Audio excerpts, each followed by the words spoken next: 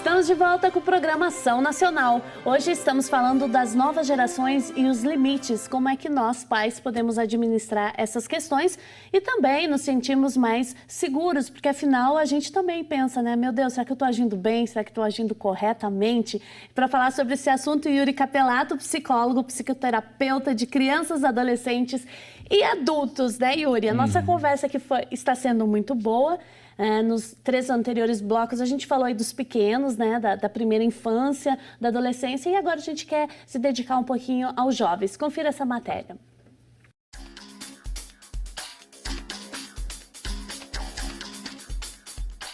Na nossa aula de redação de hoje, o tema é como as novas gerações lidam com os limites. Para saber como os jovens lidam com esse tema, eu vim aqui nesta escola que é referência no ensino e na discussão de temas como esse. Hoje eu pedi para a professora conversar com os jovens de 16 e 17 anos. Vamos saber como eles se saíram?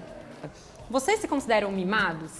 Eu acho que eu sou um pouco mimado, mas por ser filho único, mas eu acho que isso é uma característica da geração. Eu acho que é muito mais da classe social que a gente está inserida do que a geração.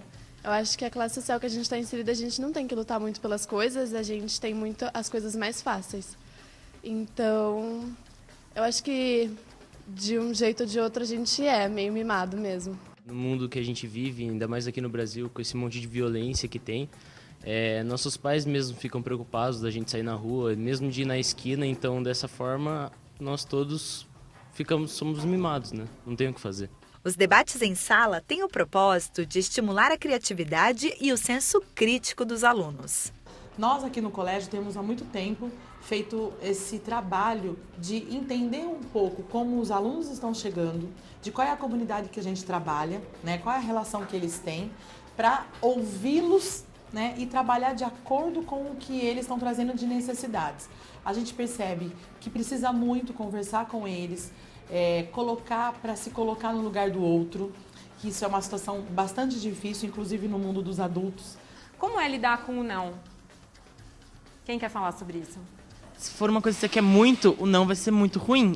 Agora, se for uma coisa, sabe, que você não só quer só por querer mesmo, só por mimo, aí eu acho que você não vai ficar tão afetado. Já recebi várias vezes não e acho que isso é normal. Professora, você ficou surpresa com o resultado desse pequeno debate que vocês fizeram agora? Eu acreditei que eles fossem dizer que não eram mimados, que recebiam muitos nãos, tanto da escola quanto da família, mas eu fiquei feliz de ver que eles são bem resolvidos, que já estão maduros o suficiente para aceitar essa talvez situação favorável na qual eles estão inseridos, a classe social, os benefícios que a escola pode trazer para eles. Então isso me deixou tranquila, sabendo que o nosso trabalho está sendo bem feito. Essas professoras também realizam outros trabalhos com o mesmo propósito. Hoje a gente vive uma situação do Brasil, né, onde a ausência de cidadania ela se faz presente, onde o pouco conhecimento da prática cidadã, da própria Constituição Federal, dos direitos, dos deveres do cidadão, ainda mais como historiadora, eu vejo isso como um grande problema, né? A nossa geração foi uma geração que veio sem grandes questionamentos, então que eles aprendam a questionar, mas de maneira coerente. O mais legal é você ouvir do aluno quais atitudes eles deveriam ter tomado sem ser aquela que ele teve. Então, é esse crescimento pessoal que é o mais importante. Atitudes como essas contribuem muito no desenvolvimento e amadurecimento dos alunos. E eles mesmos dizem os frutos que colhem com esse trabalho. Eu consigo ganhar um repertório muito maior, eu acho que eu consigo ganhar mais vivência, sabe? Ter mais experiência para lidar com as coisas que acontecem no dia a dia. Você sai de uma cúpula, que é a escola, daí você consegue ter uma base, pelo menos, para começar a entender a sociedade, para contribuir com ela.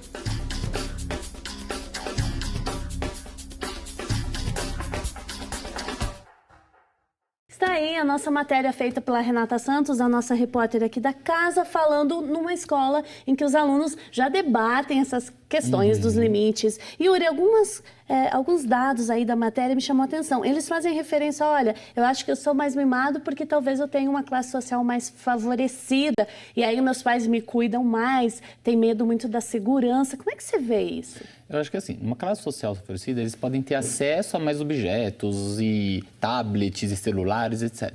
Mas esse comportamento de birra, na verdade, eu recebo queixas. Eu já trabalhei com classes A, mais top, e classes E. Já fiz trabalho em escolas públicas, trabalhei por alguns anos durante o meu mestrado, eu fiquei numa escola pública por muito tempo, e a gente tinha o mesmo problema, tá? Filhos são sempre filhos. Exatamente. A gente tem até um dado hoje da Organização Mundial de Saúde, que foi lançado esse ano, em que o suicídio entre adolescentes e jovens no mundo mata mais do que AIDS. É a segunda maior causa de jovens e adolescentes no mundo. Só perde para acidente automobilístico. O que você está dizendo é que os jovens não têm mais prazer pela vida, não querem viver. Por quê? Porque, na verdade, criou essa ideia de que eles não suportam a dor. O que é a depressão? É quando nada mais me dá prazer. Então, por quê? Porque eles não conseguem mais lidar com o desprazer. Se eu aceito o desprazer, eu consigo ver o prazer nas coisas. Então, a gente tem ainda esse dado de 800 mil suicídios por ano no mundo, de 15 a 29 anos de idade. No Brasil, são 7 suicídios para cada 100 mil habitantes. A gente tem aí uma taxa de 12 a 14 mil suicídios por ano. São mais de 30 suicídios por dia. Quer dizer que no dia de hoje, mais de 30 jovens, adolescentes e jovens se mataram. E o que o Brasil faz com relação a isso? A gente tem um trabalho? Como é que a gente vai lidar isso? É difícil porque você vê que a gente não pode nem divulgar suicídio, né? Pois é. E aí, se a gente pensar alguns dados da matéria, o que eles mostram? Eles assumiram que são mimados. Por quê? Porque as pessoas gostam de ser cuidadas. As pessoas desejam ser cuidadas. Quando você chega para alguém e fala, ó, você já tomou... Posso chegar para um adulto e tá numa festa e falar, ó, você já tomou 12 latinhas, eu não vou deixar você tomar mais, eu tô preocupado com você. Ou você vai sair, não, ó, peguei a chave do seu carro, você vai ficar 2 horas aqui na minha casa antes de sair porque eu não quero que você sofra. O que eu tô passando para esse meu amigo? Que eu gosto dele. Ele pode até ficar, você fica enchendo o saco, vou. E se eu tenho segurança, porque isso é importante do limite, eu tenho que estar seguro, eu tenho que estar seguro do limite que eu dou. Não é o outro que recebe o limite. Quem recebe o limite não pode estar seguro, sou eu que tenho que dar na hora de dar. E se eu passar segurança, depois de um tempo ele, valeu, viu? E aí liga para você, cheguei em casa, tô bem. Não sei o quê. Amigo, vamos sair de novo? As pessoas querem se sentir desejadas, elas querem ser cuidadas. Só que tem que ser cuidado por quem quer cuidar e está seguro de que quer cuidar, e não que eu quero forçar o outro a ser cuidado. Então é menos explicação, porque a explicação não cuida. Ou Yuri, ou se não, olha, eu vivo fazendo isso para você, joga no outro, eu tô sempre cuidando. Aí não é cuida, aí eu querendo me valorizar sobre o outro, percebe? Cuidar é onde eu cuidar de você, para mim me basta. Eu não preciso ficar, tá vendo? Eu sempre cuido de você, é onde eu não estou inseguro. O problema da sociedade hoje é que a gente vê os cuidadores com baixa autoestima. Então, as mães que não se sentem seguras de dar limite, os pais que não se sentem seguros de dar limites, os professores inseguros até onde pode ou não, porque é uma lei que não ajuda. Mas então, por que essa insegurança? É fruto da geração que esses pais viveram? Sim, é uma geração isso que vem de muito antes, de que antes tinha um limite, até os anos 60, 70 tinha um limite, mas era um limite impositivo. Você vai me obedecer e aí se reclamar. Então eu cresci com raiva. Veio gerações dos anos 60, 70 lutando pela liberdade total. Não, você tem que permitir, tem que fazer tudo, tem que viver a vida, curtir a vida.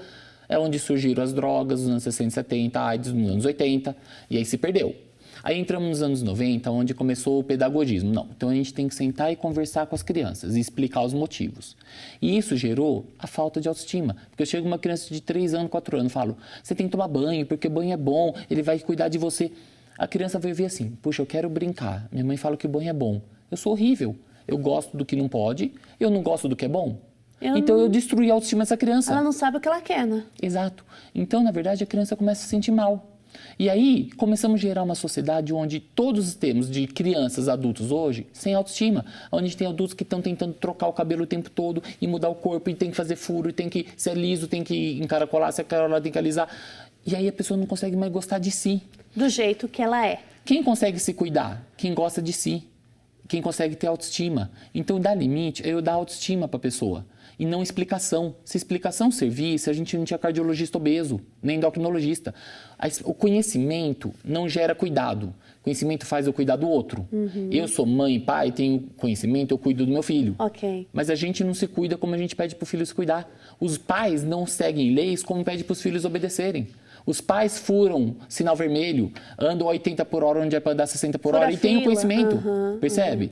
E eu falo, mas eu expliquei para ele que ele tinha que tomar banho. Eu falo, mas eu expliquei que não pode andar 60 por hora e andou. Yuri, infelizmente a gente está no fim do programa, ainda existem inúmeras questões, eu não fiz nem metade aqui da pauta, mas ok, a gente deixa aí para um outro programa. Se você pudesse resumir questões essenciais que envolvem limites e que os pais têm que ficar atentos, o que você falaria? Primeira coisa que eu peço para os pais é, tenham confiança em si. Se eu sei que o banho é importante, que escovar dente é importante, ou que aquela festa é perigosa para o meu filho adolescente, eu tenho que assumir isso. Ó, filho, eu sei que você quer ir para a festa, eu tenho medo. E o meu medo ainda vai prevalecer. E você vai poder bater a porta do quarto, você pode berrar, você pode falar que eu sou o pior pai do mundo. Mas você ainda continua sendo importante para mim. Então, o meu desejo não é a explicação. Depois que passa a birra, se o filho vier, pai, vamos conversar? Aí eu posso. Ó, então eu vou te colocar os pontos. E a gente pode conversar com o filho quando ele é maduro. Quando é criança, como que eu explico que o banho é bom? Numa historinha, num outro dia, num outro momento, sobre uma outra pessoa. O limite tem que ser o meu desejo. Ó, eu te amo e eu preciso cuidar de você. E o limite é para gerar dor. Mas se eu coloco o limite como você sendo importante para mim, a gente vai ver isso que viu na Metária, você percebe? Eu quero ser cuidado, eu estou me sentindo mimado. Eu acho que realmente tem muito.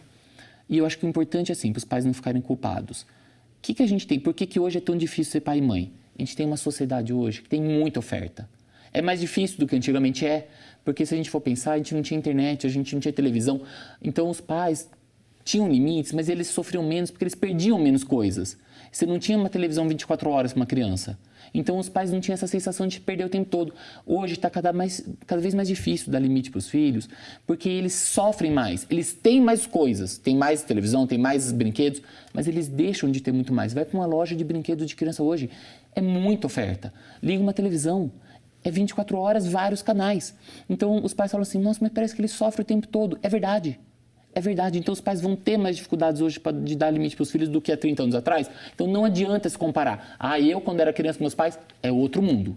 É uma nova geração, como a gente está falando aqui. Essa nova geração tem inserido uma sociedade que tem muito. E esse muito faz eles sofrerem. Então a gente vai ensinar eles pode sofrer. Yuri, uma última palavra sua. Vale a pena ter filho? Vale. Vale a pena se você está disposto a querer poder curtir o lado bom do filho. É que quando ele sofre, ele vem e fala, papai, mamãe, é sentar e brincar, é perceber que o filho tem a oferta de amor para fazer para você. Quando eu puder saber que não é só oferta de amor. É quando eu puder viver um prazer, sabendo que ele é cerceado de desprazeres. E se eu suporto o desprazer, o prazer faz valer a pena. Yuri, muito obrigada de coração a sua disponibilidade, o seu conhecimento e o seu estudo. De coração, obrigada. Obrigado a vocês, espero poder ter ajudado muita gente aí. Estamos à disposição. Com certeza. Um grande abraço para todos vocês aí de casa, espero que a gente tenha contribuído. E claro, gente, mais dúvidas que vocês tiverem, entre em contato com a gente, o nosso programa vai estar no nosso portal rs21.com.br. Um grande abraço, até a próxima semana. Tchau, tchau.